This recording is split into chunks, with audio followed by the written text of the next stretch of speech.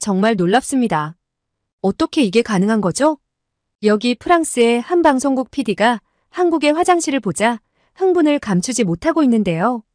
어떻게 이런 깨끗한 화장실을 무료로 사용이 가능하고 화장지와 물비누가 비치되어 있으며 핸드드라이까지 있을 수가 있냐며 믿을 수 없다는 반응입니다. 이 외국인은 왜 한국에 오게 된 건지, 도대체 선진국 프랑스의 공중화장실의 상태는 어떻길래 한국의 화장실을 보고 놀라움을 금치 못하는 건지 오늘의 사연을 들어보겠습니다. 안녕하세요. 저는 프랑스의 방송국 PD로 일하고 있는 미아라고 합니다. 올림픽을 앞두고 전 올림픽 개최국들의 준비 과정 자료를 취합하면서 전 세계인의 칭찬 일색인 한국의 화장실에 관한 내용을 취재하기 위해 한국을 방문하게 되었답니다. 도대체 한국의 화장실은 어떻길래 전 세계에서 가장 깨끗하고 훌륭한 화장실로 유명해진 건지 너무나 궁금했어요. 저는 2024년 7월 올림픽 개최국인 프랑스의 국민으로서 대단한 자부심을 가지고 있는 사람 중 한 명이랍니다. 파리올림픽은 1924년 파리 하계올림픽 이후에 100년 만에 다시 개최하게 된 것으로 매우 의미가 깊답니다.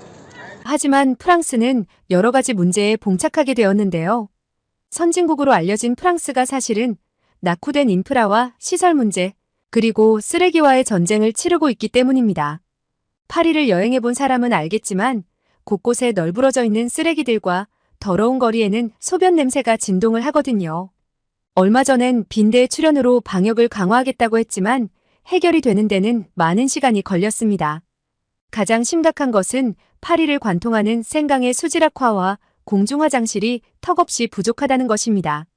1900년 파리올림픽 때는 수영 경기가 생강에서 열렸었지만 프랑스 산업 발달로 인한 수질의 악화로 1923년 입수 금지가 될 정도로 수질이 좋지 않아졌죠. 이번에 열리는 올림픽을 위해 프랑스 정부에서는 한국 돈으로 약 2조 원에 달하는 막대한 자금을 들여 수질을 개선하여 수영이 가능하게 하겠다고 밝혔는데요. 개회식까지 생강에서 진행할 계획이라고 하는데 사실 걱정이 앞섭니다. 생강은 냄새가 지독할 뿐 아니라 쥐까지 들끓고 있으며 얼마 전 수질을 모니터링하는 단체에서 수질을 조사한 결과 수영을 하기에 적합하지 않다는 답변을 내놓으며 논란이 일기도 했기 때문이죠. 철인 3종 경기 같은 맨몸으로 강에 들어가서 하는 경기를 했다가는 피부병이 생길 수도 있다는 전문가의 분석이 있기도 했는데요. 생강의 수질에 부정적인 의견을 내놓는 해외 전문가들은 현재의 상태로는 생강에서의 경기는 불가능하다는 분석이 잇따르기도 했습니다.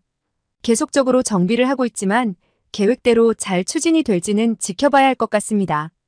오래전부터 수질 악화로 일반 시민들의 출입을 금지할 정도였는데 이런 심각한 상황이 될 때까지 지켜보기만 한 프랑스 정부의 무관심에 화가 나기도 합니다. 생강의 정비뿐만 아니라 공중화장실의 보급도 시급한 문제인데요. 프랑스는 공중화장실이 민간업체에서 관리를 하고 있기 때문에 관리의 비용 부담으로 제대로 된 관리가 되지 않고 매우 더럽답니다. 화장실 근처만 가도 지린내가 진동을 하고 청소가 되지 않아 웬만하면 참고 집에 가서 볼일을 해결하려고 하죠.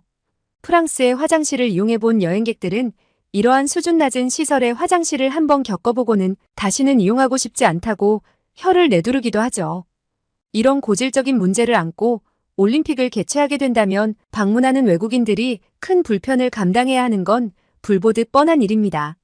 화장실의 수가 턱없이 부족한 것도 문제인데 추가 설치가 시급한 상황입니다. 프랑스 파리에는 한 사람씩 이용이 가능한 화장실 부스가 있는데 문 앞쪽에 초록불, 주황불, 파란불, 빨간불이 들어옵니다. 초록불은 사용이 가능한 상태라는 것이고 주황불은 다른 사람이 사용 중이니 기다리라는 뜻이며 그리고 파란불은 청소 중, 빨간불은 고장이라는 의미의 불빛입니다.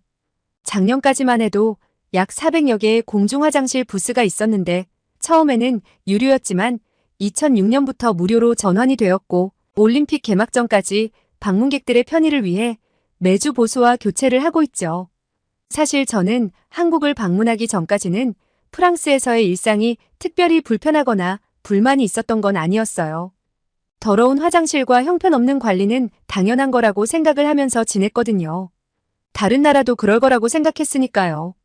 미국과 영국을 가본 적이 있지만 그곳도 프랑스와 별 다른 점이 없었고 특히 영국은 대부분의 공중 화장실이 유료였기 때문에 프랑스보다 더 불편한 점이 많았죠. 제가 한국을 방문해 가장 처음 갔던 화장실은 인천공항의 화장실이었습니다. 화장실의 입구에 갔을 때 좋은 향기가 났고 빈자리를 알려주는 모니터가 있어서 어디가 자리가 비었는지 확인이 가능해 편리하게 이용이 가능했죠. 화장실의 바닥에는 물기 하나 없었고 화장실을 청소하고 관리하는 여성분이 자주 드나들면서 상태를 체크하고 있었어요. 화장실의 한쪽 벽면에는 체크리스트가 걸려 있었는데 시간이 적혀 있는 걸로 봐서 청소한 시간을 적는 차트 같았습니다. 화장실을 전문으로 관리하는 인력을 고용해 사람들이 이용하는 시간 동안 지속적으로 관리를 하고 있는 것 같았죠. 이렇게 하면 비용이 많이 들 텐데 한국이 화장실의 청결에 신경을 많이 쓰는 것을 보니 한국이라는 나라 자체가 깨끗하고 안전하다는 느낌도 받았답니다. 공항의 화장실은 손을 대지 않아도 자동으로 작동하는 것들이 많았는데 센서가 달려 있어서 동작을 감지하는 세면대의 수전은 손을 가까이 대니 자동으로 미지근한 물이 나왔고 손을 빼니까 자동으로 멈추더군요. 물비누도 얼마든지 사용할 수 있도록 넉넉하게 구비되어 있었고 물기를 닦을 핸드타올과 자동 핸드드라이어도 설치가 되어 있었습니다. 저희 팀의 남자 작가 피에르는 볼일을 다 보고 나니 소변기의 센서가 작동하면서 물이 자동으로 내려졌다고 하네요. 그동안 이용했던 입구부터 냄새가 진동했던 유럽의 화장실들과는 하늘과 땅 차이를 보였죠. 인천공항의 화장실은 제가 가본 최고급 호텔에서나 볼 법한 최고의 시설과 관리 상태를 보여줬죠. 이 모든 것을 무료로 사용할 수 있도록 개방을 해놨다는 게 저는 믿어지지 않았죠. 솔직히 말해서 유료라고 해도 저는 기쁜 마음으로 이용을 할 것 같습니다. 화장실의 최신 기술이 접목된 부분들을 사진으로 남기고 청결하게 관리된 모습들도 카메라에 담았습니다. 그런데 저뿐만이 아니라 화장실을 방문한 다른 외국인도 화장실의 모습을 사진 찍고 있었는데요. 우리는 서로 눈이 마주쳐서 말을 하게 되었는데 그녀는 영국에서 온 여성이었고 놀라운 한국의 화장실 모습을 친구들에게 보여주려고 사진을 찍었다고 하더군요. 이렇게 외국인을 보니 저는 문득 다가오는 파리올림픽이 걱정이 되었답니다. 세계 각국에서 많은 방문객들이 오면 이렇게 한국처럼 좋은 이미지를 심어줘야 할 텐데 하면서요. 저도 다른 나라를 방문할 때면 필수로 화장실을 방문하게 되는데 사람의 본능을 해결하는 장소로서 그 나라의 이미지를 결정짓는 요소가 되기도 하거든요. 파리를 방문한 사람들이 실망감을 안고 돌아가지 않도록 프랑스 정부는 공중화장실의 청결과 무료 이용에 힘을 쓸 필요가 있다고 생각해요. 인천공항을 빠져나와 우리 팀은 일정을 함께 소화할 한국의 언론사 직원 지원 씨와 함께 수원으로 향했는데요. 수원에 화장실 박물관인 해우제가 있기 때문이었죠. 이동하면서 지원 씨는 한국의 화장실에 대한 이야기를 해주었는데요. 한국의 화장실이 지금처럼 높은 수준으로 유지하게 된 건 그리 오래된 일이 아니라고 했습니다. 불과 40년 전만 해도 대부분 푸세식 화장실이었고 청결하지도 못했다고 했어요. 한국의 화장실이 지금의 훌륭한 모습을 갖추게 된 계기가 있다고 하는데요. 2002년 월드컵 경기 유치를 준비하던 시기 화장실 환경 개선의 필요성을 느끼고 당시 심재덕 전 수원시장은 세계에서 가장 아름다운 화장실을 만들 생각으로 화장실 문화운동에 매진을 했다고 합니다. 이제는 세계 어디에 내놓아도 최고의 화장실로 인정을 받을 정도로 선진화된 모습을 갖추게 되었죠. 심재덕 전 수원시장은 한국 화장실 개선의 필요성을 느끼고 1999년 한국화장실협회를 창립하게 됩니다. 화장실이 단순한 배설을 위한 장소가 아닌 휴식과 사색을 하고 재충전을 하는 문화공간으로 만들고 싶어 하셨다고 해요. 그 당시 많은 나랏돈이 투입되고 정비되는 과정에서 쓸데없는 짓을 한다며 탐탁지 않게 생각하는 사람도 많았다고 하는데요. 끝까지 밀고 나간 심재덕 전 수원시장은 결국은 한국의 훌륭한 화장실 문화를 완성하게 되었답니다. 그리고 화장실에 관한 학술대회와 연구를 끊임없이 하고 해외로 한국 화장실 문화를 수출하면서 해외에서도 인정을 받게 되었던 거죠. 따라서 세계 여러 나라에서는 한국의 화장실 문화를 배우기 위해 연구진을 수원으로 파견하는 등 세계 각국의 부러움의 대상이 되기도 하였죠. 심재덕 수원시장을 잘 아는 지인은 이렇게 말했다고 합니다. 화장실 문화가 수원에서 시작된 것에 자부심을 느낍니다. 전 세계에는 25억 명이나 되는 인구가 화장실로 인한 고통을 호소하고 있습니다. 한국도 30년 전에는 화장실 후진국이었지만 지금은 세계 화장실의 메카가 되었습니다. 심재덕 시장님은 월드컵을 앞둔 그 당시 화장실 문제가 수원의 치부라고 생각하고 호텔급의 화장실을 만들기 위해 뼈를 깎는 노력을 하셨습니다. 결국 수원의 화장실은 한국에서뿐만 아니라 전 세계인의 이목을 끌게 되었습니다. 저도 각국의 화장실 자료를 조사하던 중 심재덕 수원시장에 관한 내용을 알게 되었고 수원시가 각종 화장실 세계대회에서 대상을 수상했다는 내용을 접했을 때 직접 보고 취재하기 위해 한국으로 오게 되었던 거죠. 심재덕 수원시장은 세계화장실협회를 조직하여 회장으로 활동을 하였는데 세계화장실협회는 유엔에서도 인정받은 협회로서 개발도상국에 화장실을 설치해주기도 하는 등 선한 영향력을 끼치기도 했답니다. 심재덕 수원시장은 1999년부터 2008년 3월까지 회장을 역임하며 화장실 문화개선 사업에 힘을 썼고 그 결과 서울의 공중화장실 수준보다 더 깨끗하고 독창적인 디자인을 뽐내기도 하였습니다.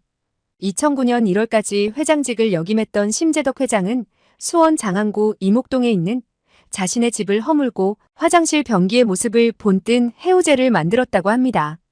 이곳은 기네스북에 오르기도 했는데 세계 최초 최대의 변기 모양 조형물로 이름을 올린 것입니다.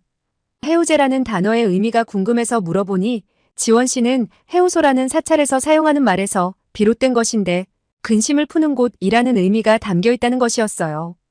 그 의미를 알고 나니 화장실이 단순한 배설만 하는 화장실이 아니었구나 하는 생각이 들기도 했답니다. 심재덕 회장이 돌아가신 후 가족들은 이 건물과 땅을 모두 수원시에 기증을 하였다고 하는데 가족분들도 정말 훌륭한 분들이라는 생각이 들었죠. 해우제에는 한국의 화장실 문화 역사를 살펴볼 수 있는 재미있는 조형물들이 많이 있었는데요. 똥지개꾼이라는 조형물이 특히나 인상에 남았습니다. 양쪽으로 양동이 같은 것을 매단 지게를 지고 있는 모습이었는데 그 양동이 안에는 인분을 담았다고 했습니다. 인분과 재를 잘 섞어서 만든 거름을 똥재라고 했는데 이 거름이 효과가 매우 좋아서 사람들이 지게를 지고 와서 사고 팔기도 했다고 적혀 있더군요. 그리고 키를 머리에 쓴 아이들 모습의 조형물도 재밌었는데요. 키라고 하는 농촌에서 쓰이는 도구를 아이가 왜 머리에 쓰고 있냐고 지원 씨에게 물어보니 오래전 한국에서는 오줌을 싼 아이에게 키를 씌어서 소금을 얻어오게 하는 전통이 있었다고 했어요.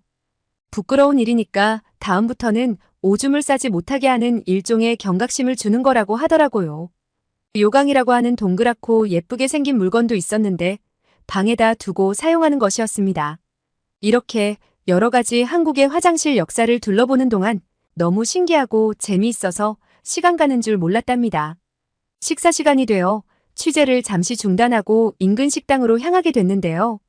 배가 고파서 음식을 먹고 싶기도 했지만 저는 과연 일반 식당의 화장실은 어떨지 너무 궁금했답니다.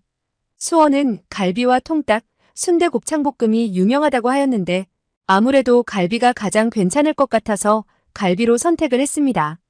식당 규모가 엄청 컸었고 저녁 식사 시간이 다 돼가서 그런지 주차장에 차도 아주 많더라고요. 테이블에 앉아 주문을 하고 손을 씻기 위해 화장실로 향했습니다. 그런데 화장실에 들어선 순간 입을 틀어막을 수밖에 없었어요. 제가 뭘 본 거죠?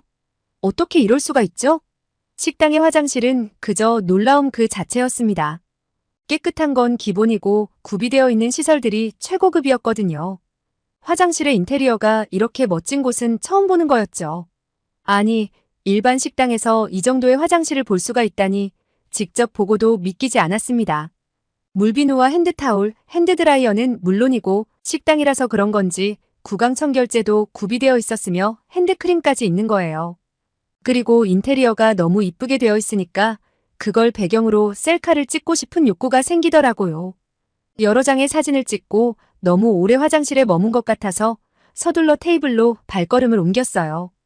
제가 본 화장실 모습을 지원 씨에게도 말을 했더니 이 식당이 특히 화장실이 잘 되어 있는 건 맞지만 한국의 대부분의 식당은 기본적으로 화장실을 청결하게 관리한다고 하더군요. 전 그때 진심으로 한국인들이 부러웠어요. 한국이 선진국이라는 건 벌써부터 알고 있었지만 보여지지 않는 부분까지도 이렇게 완벽할 수 있다는 것에 감탄할 수밖에 없었습니다. 화장실에 관한 열띤 토론이 한창인 그 순간 우리가 주문한 국내산 한우 양념갈비가 나왔어요. 말로만 듣던 한우를 직접 먹어볼 수 있다는 생각에 행복했습니다. 갈비가 구워지는 동안 여러 가지 반찬을 맛을 보았는데요. 모든 게 맛있었지만 동치미라고 하는 물김치가 아주 맛이 좋더라고요. 물을 썰어 발효시킨 음식인 것 같았는데 뽀얀 국물이 새콤달콤했고 입맛을 돋궈주는 역할을 하더군요. 잡채는 말할 것도 없이 너무 맛있었고 양념게장은 빨간 양념이 많이 묻혀 있었는데 익힌 게가 아니라는 말을 듣고 먹지 않으려고 했어요. 하지만 지원 씨의 맛있다는 말에 혹해서 먹었더니 게에서 단맛이 느껴지는 거 아니겠어요? 처음 맛보는 한국의 음식들 모두 제 입에는 너무 잘 맞았습니다. 양념갈비가 다 구워져서 잘라진 고기를 입에 넣는 순간 너무나 부드러워서 씹을 것도 없더라고요. 숯불에 고기를 굽는 것도 처음 봤고 숯불에 구워 먹으니 이런 맛이 난다는 걸 처음 알았죠.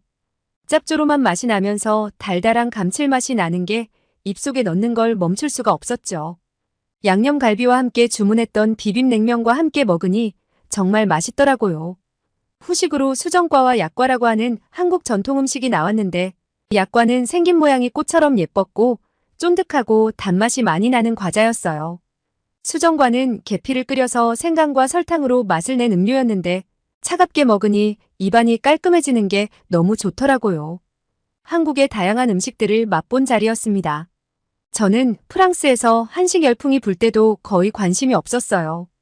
프랑스가 미식의 나라다 보니 음식에 대한 자부심이 컸고 프랑스의 음식이 세계 최고라고 생각했었거든요. 한국에 와서 한식의 맛을 보니 저의 생각이 틀렸다는 걸 깨달았습니다. 한국의 화장실을 취재하면서 느끼고 배운 점도 많았지만 한식도 저에게 큰 감동을 주었습니다. 프랑스에 돌아온 저는 요즘 한식을 먹기 위해 한식당을 찾아다니는 게 일상이 되었네요. 오늘은 프랑스 방송국 PD 미아 씨의 사연을 소개해드렸는데요. 한국인인 저도 한국 화장실을 편리하게 이용을 하면서도 그게 당연한 거라고 생각했었는데 심재덕 전 수원시장님의 엄청난 노력과 대한민국의 끊임없는 개선 끝에 이렇게 편리한 화장실을 사용할 수 있게 되었다는 것에 감사한 마음을 갖게 됩니다. 오늘도 끝까지 들어주셔서 감사드리고 구독과 좋아요 부탁드립니다. 이상 미연이의 공감 튜브였습니다.